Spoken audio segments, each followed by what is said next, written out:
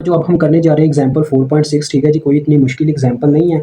इसमें उसने ग्राफ तो ड्रा करके दिया हुआ है, अब ये पता नहीं क्वेश्चन का हिस्सा है या हमारे पास क्या चीज़ है ये, अभी मैं वेरीफाई कर देता हूँ। ये बच्चों हमारे पास है जी 4.38 का कह रहा है, ए पार्ट जो है ये आपके पास क्वेश्चन का हिस्सा है और ये हमने खुद उसको ड्रा करके दिया हुआ। चलें कर देंगे यार, कोई मसला नहीं है, इतना मसला नहीं है। आपको बुक से मैं क्वेश्चन पढ़ाऊंगा, ठीक है, हम डायरेक्ट यहाँ पे बात करेंगे डाटे की।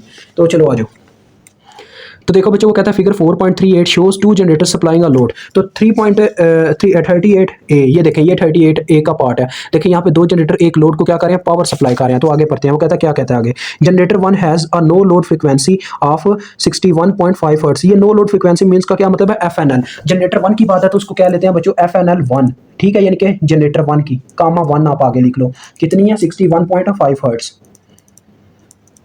ठीक हो गया जी। उसके बाद देखें आगे, वो कहता है एंड स्लोप, और उसकी स्लोप भी उसने दिया SP1, देखें उसने खुद नाम मेंशन किया है, वो कितनी है 1 मेगावाट पर हर्ट्ज। ये बच्चों उन बच्चों को आता होगा जिन्होंने प्रीवियस लेक्चर लिए होंगे, क्योंकि मैंने उसमें ये एक फार्मूला इनके लिए बताया था कैसे उनके साथ मतलब रिएक्शन रखते होते हैं। ये SP1 हमारे पास है 1 मेगावाट पर हर्ट्ज, ठीक हो गया जी। अब मजीद आगे आ जाए, वो कहता है generator two has a no load frequency of 61 hertz and slope 1 megawatt पर हर्ट्ज, यानी कि स्लोप तो सेम है लेकिन उसकी फ्रिक्वेंसी 61 है सिर्फ।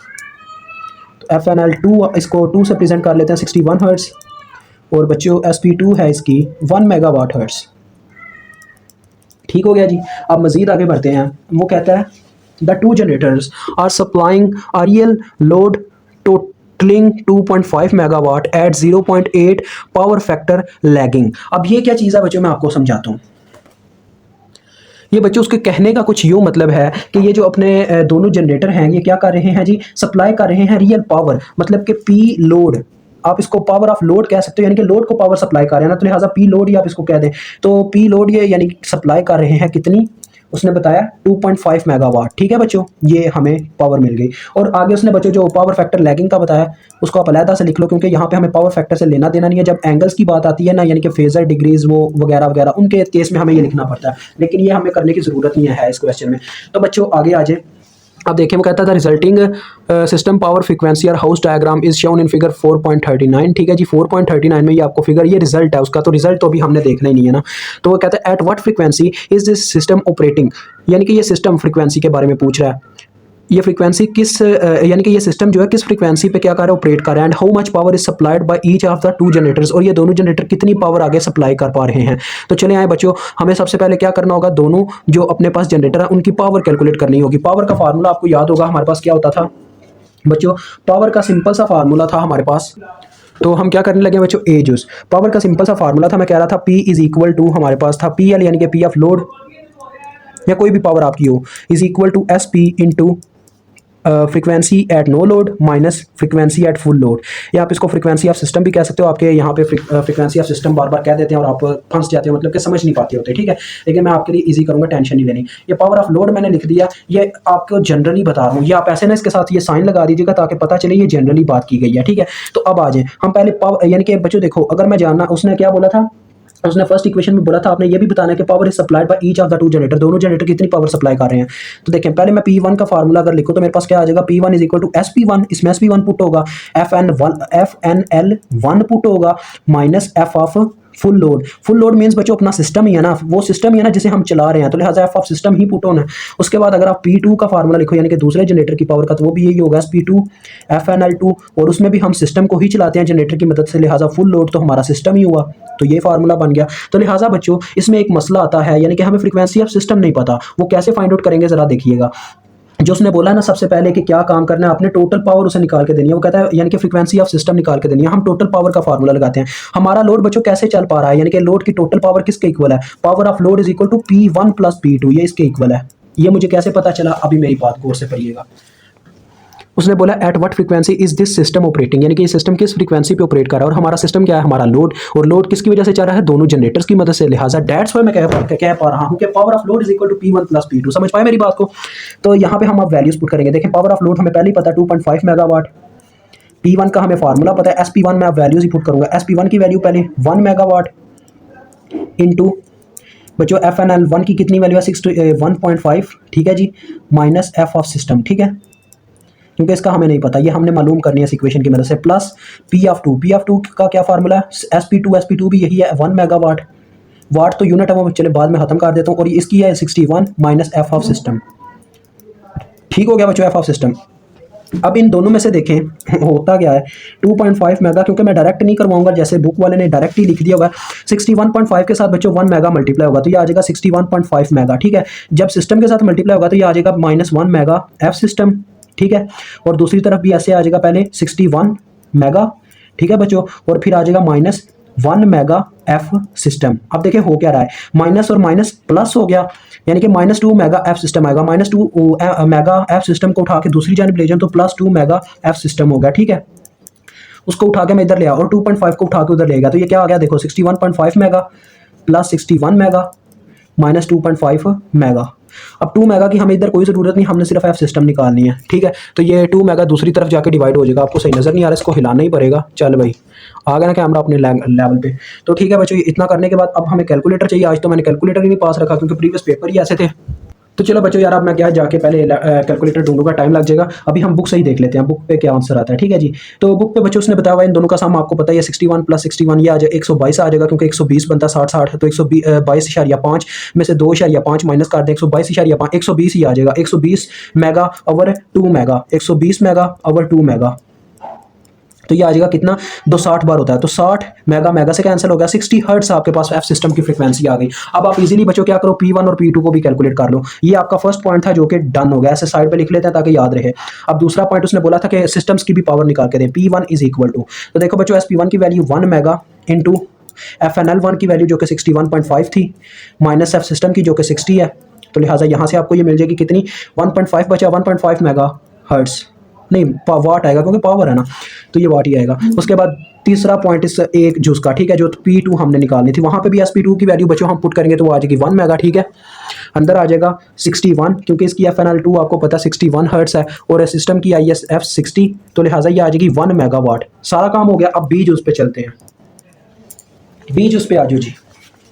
बीजूस suppose an additional 1 megawatt load were attach to this power system, यानी कि हमने क्या किया बच्चों एक और लोड का लगा दिया जो कि 1 मेगावाट पावर कंज्यूम करता है। What would be the new system frequency be, यानी कि उस न्यू सिस्टम की फ्रीक्वेंसी क्या होगी और how much power would generator 1 and generator 2 supply now. अब यानी कि फिर से बच्चों यही सारे का सारा पॉइंट हमने रिपीट करना है, लेकिन बात फिर से वहीं पे आ गई कि हमें क्या करना पड़ेगा, ओवरऑल को फॉलो अप करना होगा, सारा वे फिर से रिपीट करना होगा। लेकिन हमारे लोड की पावर अब इंक्रीज हो गई है कितने, उसने बोला कि हमने क्या किया बच्चों 1 मेगावाट तक लोड को बढ़ा दिया, तो हमारी अब लोड की पावर क्या होगी देखो आपने इस तरह से कर लेना, पी लोड प्राइम ऊपर लगा देना इज इक्वल टू 2.5 था 2.5 मेगा।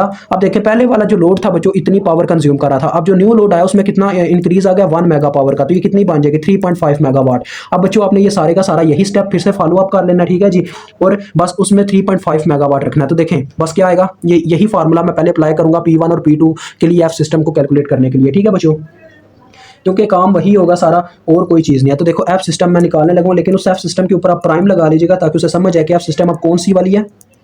ये एफ सिस्टम ही चले, एफ सिस्टम का आपके सामने फार्मूला आया था बच्चों देखो 2 मेगा उस तरफ से, क्योंकि वो 2 मेगा बन के आती है, तो 2 मेगा एफ सिस्टम, ठीक है। और आपको पता है इन सब की फ्रीक्वेंसीज तो सेम ही है ना, मतलब कि यहाँ तक का स्टेप तो सेम है। इस तरफ बस देखो बच्चों जरा मेरी बात गौर से सुनना, ये स्टेप यहाँ तक सेम आएगा, लेकिन इस तरफ क्या होगा अपना पी लोड प्राइम की जगह 3.5 मेगा होगा। हम ये वाला पहले स्टेप लिखेंगे, ठीक है जी, वहाँ पे पी लोड प्राइम आ जाएगा, ठीक है। उसके बाद हम 2.5 की जगह क्या पुट करेंगे, यार आपको समझ को नहीं आनी मुझे पता लग रहा है, इस वजह से आपके लिए मुझे फिर से ये स्टेप करने पड़ेंगे। देख लो आपके लिए मैथ ब्रांड इतना करता है कि सारे स्टेप भी रिपीट करने को रेडी हो गया। तो अब आप एक लाइक के बटन को हिट नहीं कर सकते और सब्सक्राइब नहीं कर सकते, तो यार ये आपकी अपनी फिर कमी है और आपका अपना कसूर है। तो ये फार्मूला आप अप्लाई करेंगे, ठीक है जी। पी लोड प्राइम की आप वैल्यू पुट करते हैं जो कि 3.5 मेगा है, और इस तरफ बच्चों P1 का फार्मूला आपको पता P1 का ये हमारे पास फार्मूला था, तो हम क्या करेंगे ये ऊपर फार्मूला P1 का, ठीक है, इसके अंदर हमने वैल्यूज पुट की हुई हैं सारी जो हमारे पास पहले दी गई थी। जब हमने मल्टीप्लाई किया तो हमारे पास ये वैल्यूज आई, यानी कि आ गया 61.5 मेगा, और दूसरे नंबर पे आ गया इस साइड पे आ गया था 61 मेगा प्लस 61 मेगा, और दोनों फ्रिक्वेंसीज मिल के क्या बना रही थी -2 मेगा एफ सिस्टम, ये आ रहा था हमारे पास। हमने एफ सिस्टम कैलकुलेट करनी है, डेट्स वाई हम क्या करेंगे इसको उठा के इधर ले आएंगे, तो एफ सिस्टम के साथ 2 मेगा भी आया होगा, लेकिन हम उस 2 मेगा को बटे में ले जाएंगे दूसरी तरफ। ये बच्चों कितना बनता है 220 यार क्या हो गया, अब मेरा भी दिमाग बच्चों घूम गया। 60 और 60 120 बनता है, 122 हो जाएगा, 122.5 मेगा। इसमें से बच्चों 3.5 मेगा आके माइनस हुआ और बटे में उस तरफ से जो इसके साथ 2 मेगा उधर जाके प्लस हो गया हुआ था वो बटे में आ गया। ठीक है, इसको कैलकुलेट करेंगे तो ये बच्चों अपने पास कितना आ जाता होता है, ये अपने पास आता है 59 पॉइंट नहीं 59 नहीं है, हाँ 59 ही है, 59.5 हर्ट्स। ठीक है बच्चों, तो ये आ गया अपने पास। अब देखें 59.5 हर्ट्स हमें एफ सिस्टम मिल गई है। इसी की मदद से हम क्या करेंगे, पावर निकाल लेंगे सिस्टम्स की। P1 का क्या फार्मूला हमारे पास आया था बच्चों, वो देखें SP1 into FNL1 minus F system. तो देखें बस P1 इंटू SP1 की क्या वैल्यू थी 1 मेगा, FNL1 की वैल्यू थी 61.5 हर्ट्स और एफ सिस्टम की कितनी आई है 59.5। तो ये इसमें से माइनस हो गया तो ये कितना आएगा 2 मेगा हर्ट्स हो जाएगा। तो ये आ गई 2 mega hertz, 2 megawatt, sorry power का यूनिट लगाना 2 मेगावाट।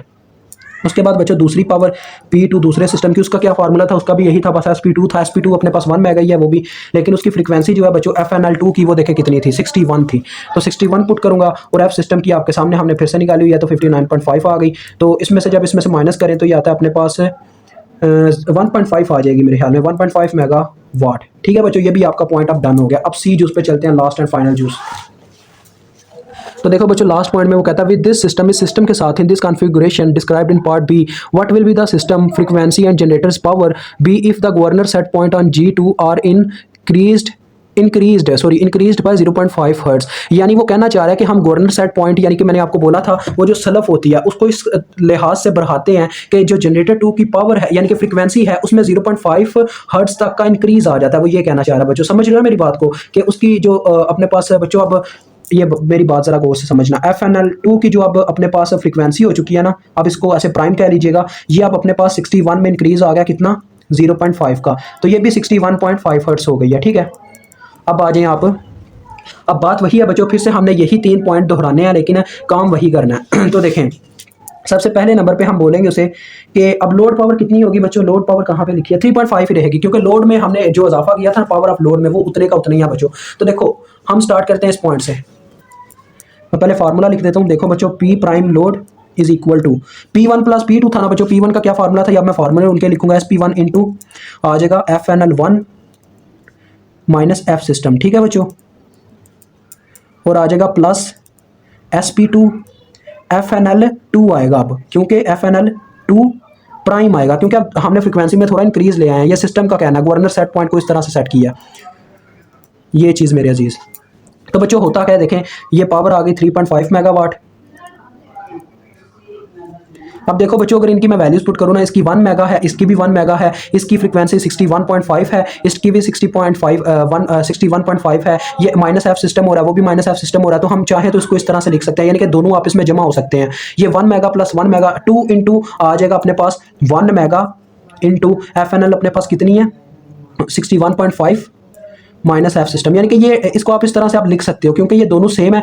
यानी कि ऐसे ही हो गया बच्चों, पहले क्या था, पहले था x प्लस वाई, लेकिन अब ये बन चुका है x प्लस एक्स, यानी कि दोनों की वैल्यू सेम है। तो आप उस तरह से भी करके देख लीजिएगा, मैं जिस तरीके से कर रहा हूँ ये भी आपको ठीक आंसर देगा। ठीक है, इतना याद रखिएगा। तो देखिए बच्चों ये आ जाएगा 2 मेगा से इधर डिवाइड करवा देंगे, ये जो 2 मेगा आएगा 2 से मल्टीप्लाई होने की वजह से, तो 2 मेगा इधर मल्टीप्लाई हो रहा है, उधर जाकर डिवाइड हो जाएगा 3.5 मेगा और 2 मेगा आ गया। ठीक है, मेगा से गया और इधर क्या रह गया 61.5 माइनस एफ सिस्टम। ठीक है बच्चों, तो देखो एफ सिस्टम मैंने पूरा ही ठोक दिया। चलो एफ सिस्टम देखो बच्चों, वहाँ पे 3.5 प्लस हो रहा है। ठीक है, यहाँ पे आप नहीं 3.5 नहीं है, उसके बटे में 2 भी आ, तो बटे में 2 होने से यार फिर से कैलकुलेटर की कहानी आ गई, दिमाग खराब हो रहा है, कैलकुलेटर की ज़रूरत पड़ रही है।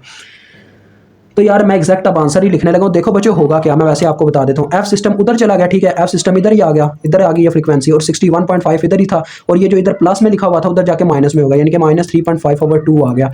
तो जब हम ये काम करते हैं तो हमारे पास इसकी फ्रीक्वेंसी आ जाती है 59.75 हर्ट्ज। ठीक है बच्चों, अब आगे के जो 2-3 स्टेप हैं वो मैं आपको दिखाता हूँ। देखो बच्चों दिखाने वाली बात को नहीं है, वैसे सिंपल ही है कि आप देखो अब आपको इतना तो पता लग गया कि P1 और P2 की जो पावर है वो भी सेम होगी, क्योंकि उनकी फ्रीक्वेंसी सेम है, वो सेम फ्रीक्वेंसी पे नो लोड पे चलते हैं। तो लिहाजा P1 is equal to P2 होगी, which is equal to SP की वैल्यू भी दोनों के लिए सेम थी 1 मेगा, और FNL आपको पता है दोनों की जो वैल्यू है सेम हो चुकी हुई है। FNL1 is equal to FNL2 हो चुका हुआ है, FNL2 प्राइम, क्योंकि देखो FNL2 प्राइम की वैल्यू है 61.5 हर्ट्ज और FNL1 की वैल्यू कितनी है 61.5 हर्ट्ज। तो इसी वजह से मैं एक ही फार्मूले की मदद से दोनों की पावर निकाल सकता हूँ, डेट्स वाई मुझे ये 2 दफ़ा करने की जरूरत नहीं है।